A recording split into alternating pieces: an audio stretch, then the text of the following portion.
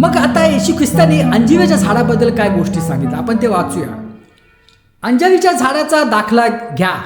त्याची डहाळी कोमल असता तिला पाने फुटू लागली म्हणजे उन्हाळा जवळ आला असे तुम्ही समजता. तसेच तुम्ही या सर्व गोष्टी पाहाल तेव्हा तो जवळ दाराशीच आहे असे समजा.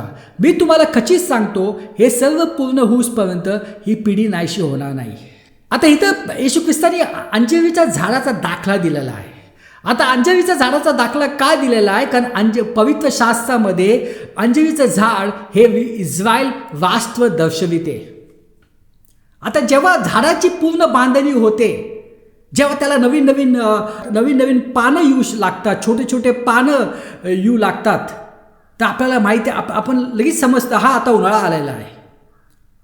तर जेव्हा इस्रायल राष्ट्राची पूर्ण बांधणी होईल, इस्रायल राष्ट्र पहिल्यापासूनच होतं, पण 14 मे 1948 मध्ये इस्रायल राष्ट्राचं रिबर्थ झालं, पुनर्निर्माण झालं.